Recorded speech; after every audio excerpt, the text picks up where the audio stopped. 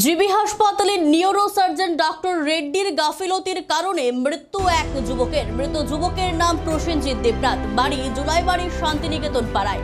এই ঘটনার সুস্থ বিচারের দাবিতে মুখ্যমন্ত্রীর প্রফেসর ডক্টর মানিক সাহার দৃষ্টি আকর্ষণ করলেন মৃতের পরিবার। মৃতের ছোট ভাই জানিয়েছেন, রবিবার গুরুতর অসুস্থ অবস্থায় তার ভাই প্রসেনজিৎ দেবনাথকে জিবি হাসপাতালে নিয়ে আসা হয়।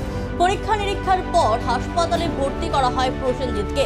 পাশাপাশি পরিবার পরিজনদের জানিয়ে দেওয়া হয় রোগীর অপারেশন প্রয়োজন হবে, তার জন্য রক্ত সংগ্রহ করে রাখার নির্দেশ দেওয়া হয় রোগীর পরিবারকে। সোমবার সকাল 9টায় অপারেশন হবার কথা ছিল, কিন্তু সে সময় বিভিন্ন তালবাহানায় প্রসেনজিতের অপারেশন করেননি নিউরোসার্জন ডক্টর রেড্ডি। পরে মঙ্গলবার দিন সকাল 9টায় ফের আবারও অপারেশন হবে বলে রোগীর পরিবারকে জানিয়ে দেওয়া হয়, কিন্তু মঙ্গলবারেও অপারেশন হয়নি। এই ব্যাপারে অন্যান্য জুনিয়র ডাক্তারদের জিজ্ঞাসা করা হলে তারা জানিয়ে দেন ডক্টর রেড্ডির সঙ্গে কথা বলে পরে অপারেশনের সময় জানানো হবে, কিন্তু কবে অপারেশন হবে সে আর জানানো হয়নি। ভর্তি করার 4 দিনের মাথায় জিবি হাসপাতালেই মৃত্যুর কোলে ঢলে পড়ে প্রসেনজিৎ।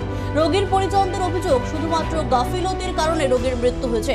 রোগীর অপারেশন করা যাবে না সেটা আগে জানিয়ে দিলে তারা অন্য কোথাও ব্যবস্থা করতে পারতেন, কিন্তু আজ নয় কাল বলে তাদেরকে ঘুরিয়ে রোগীকে মৃত্যু মুখে ঠেলে দেওয়া হয়েছে।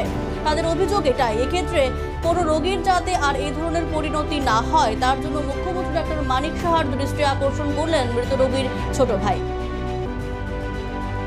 আমরা 9টার দিকে ওই একজন সাইকেলওয়ালা রাস্তা দিয়ে যাইতেছে, তানে এদিক থেকে এদিকে যাইতেছে, ওই তানের বাসাতে যায় আমার ভাই অ্যাক্সিডেন্ট করেছিল। অ্যাক্সিডেন্ট হয়ে সেটা আপনার ফায়ার সার্ভিস জুলাইবাড়িতে হসপিটালে ভর্তি করেছিল। এখান থেকে রেফার দিয়েছিল শান্তিবাজার ডিস্ট্রিক্ট হসপিটালে, এখান থেকে জিবিতে আনা ভর্তি করেছি। ও রোববারে আপনার 18 তারিখে ছিল, আপনার বুধবার 7টা সাড়ে 7টার সময় রোগীটা মারা গেছে আমার ভাই।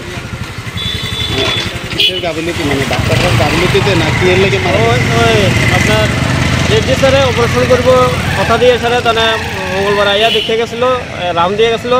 তাহলে কইতেছে ঠিক আছে, এটা তো খুবই খারাপ অবস্থা, এর দেখা যাক কী করা যায়।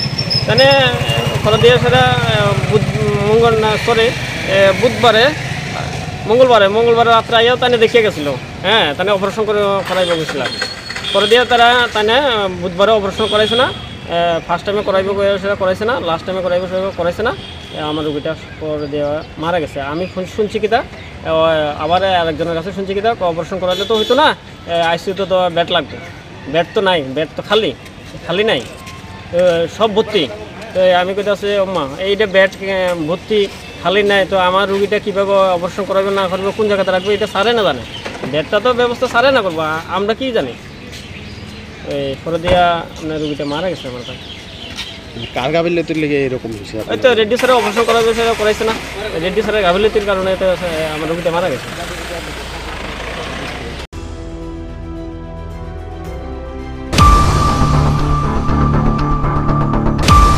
নিয়ে নেব ছোট বিজ্ঞাপন বিরতির সঙ্গে থাকবেন।